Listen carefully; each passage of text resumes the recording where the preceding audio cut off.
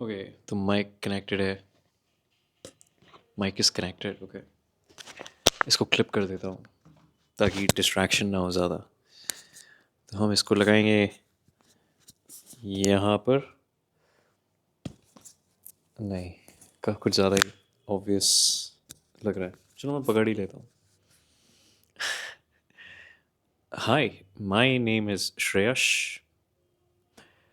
और बहुत टाइम से मैं बहुत ज़्यादा प्रोक्रेस्टिनेट कर रहा हूँ अपनी लाइफ पर। मेरी लाइफ स्टोरी इतनी इम्प्रेसिंग या एक्साइटिंग है ही नहीं कि मुझे मेरे लाइफ के वजह से लोग देखना चाहेंगे। और मैं बोलता भी ऐसे हूँ, फक, क्या होगा, क्या होगा मेरा। मेरे को तो बोलना भी नहीं आता है कैमरा के सामने। एटलीस्ट मुझे लगता है कि मुझे बोलना नहीं आता है। और एक नई सी वीडियो बनाने का सोच रहा हूँ।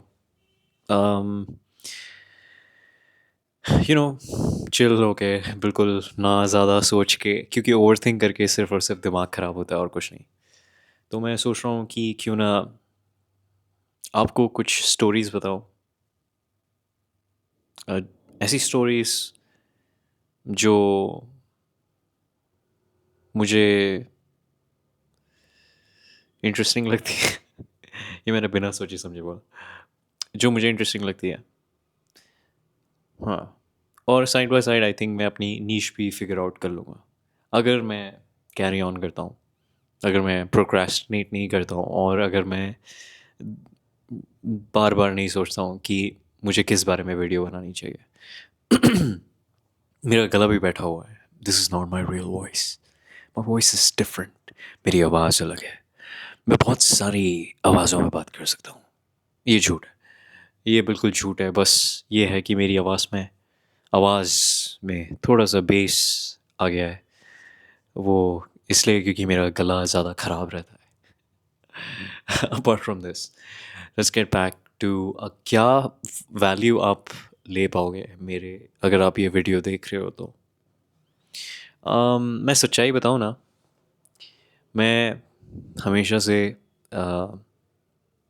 सब्जेक्ट्स में घुसा, और अगर मैंने कुछ सीख लिया और मैंने कोई भी स्किल सीख लिया उस सब्जेक्ट से, मैं बस उसको टाटा बाय बाय बोल देता था।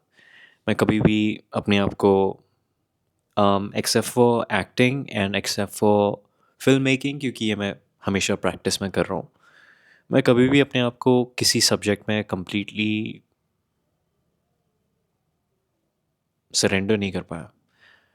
शायद सब्जेक्ट इतना ज़्यादा इंटरेस्टिंग नहीं था, या फिर मेरे हालात उतने ज़्यादा इंटरेस्टिंग नहीं थे कि मैं अपने आप को कम्प्लीटली डिवोट कर पाऊँ किसी चीज़ पे। बट जैसे जैसे मैं बड़ा हो रहा हूँ, मुझे समझ में आ रहा है कि क्यों ना अपने, जो भी मुझे आता है छोटा मोटा करना, क्यों ना मैं उसे अपना प्रोफेशन बना लूँ।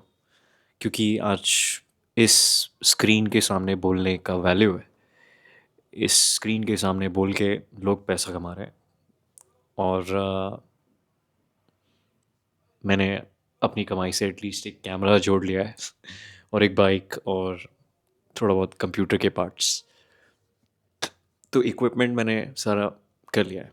मुझे आता है कि लाइट कहाँ लगानी है, कैसे लगानी है, रिंग लाइट, और तुम्हारी यू नो ये थोड़ा डेप्थ दिखाने के लिए। तो इस सब का जुगाड़ कर लिया है। बट ये है कि स्टोरी क्या बताऊँ, दैट इज़ द थिंग। मैं बहुत ज़्यादा सोच रहा हूँ कि मैं किस नीश के ऊपर बात करूँ। अब जैसे मेरे यूट्यूब पे अभी तक कोई भी वीडियो इतना नहीं चला है except for a couple of videos. और उनमें से एक सब्जेक्ट जिसका मुझे अच्छा लगता है कि मैंने उस बारे में बात करा, वो ये है साइकोलॉजिकल कॉलोनाइजेशन इन इंडिया। हमारा दिमाग, हमारे बोलने का विचार, हमारे मतलब विचार और हमारे बोलने का तरीका कैसे, अगर हम वेस्टर्न कल्चर से इन्फ्लुएंस रहेंगे तो हमारा सोचने का तरीका बदलेगा।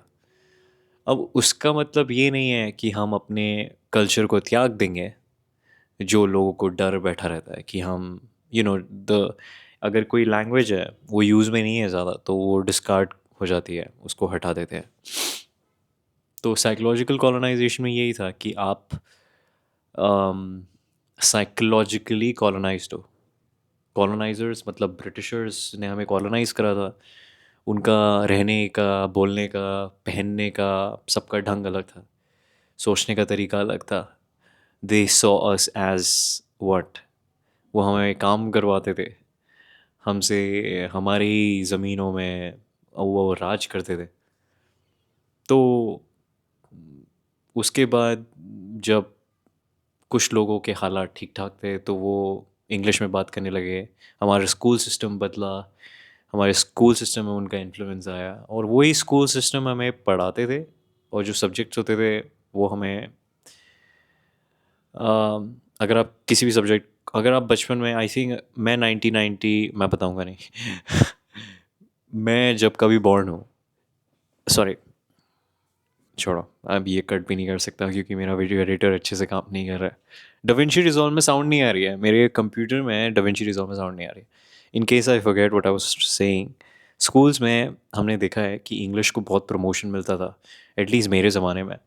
मुझे लगता है कि मैं बुढ़ा हो गया हूँ, but I am Gen Z, I think I fall under the bracket of Gen Z, I think. But मैं जेन जी नहीं हूँ, sorry, I'll retract that. I'm not Gen Z. I am not Gen Z. Not that I don't like it or I like it. I'm not Gen Z. I wouldn't want to categorize myself, into a club, into a community, into anything. उससे बहुत बड़ी problem हो जाती है कि तुम किसी चीज़ से जुड़ जाते हो। तो again, I'm going back, taking back my words. I'm not Gen Z. Okay. Now, like I was saying, पहले से स्कूल्स में बहुत ज़्यादा प्रमोट किया जाता था इंग्लिश भाषा को, अंग्रेज़ी को। बोला जाता था कि जो भी हमारी साइकोलॉजिकली ऐसी कॉलोनाइज थी, हमारी साइकोलॉजी ऐसे कॉलोनाइज थी कि अगर हम किसी, मैंने सुना है, किसी सुंदर इंसान को देखते थे तो बोलते हैं वो देखो अंग्रेज़ की तरह लग रहा है। अब ये सोचने का तरीका, इन्फीरियर सुपीरियर और ये सारा चीज़, तो उसका प्रभाव पड़ता है। और ज़रूरी नहीं है कि आपको अंग्रेज़ी बोलनी आनी चाहिए, बट ये है कि ऐसा कम्युनिकेशन स्किल है जिसकी वजह से आपको जॉब्स मिलने में थोड़ी आसानी हो सकती है।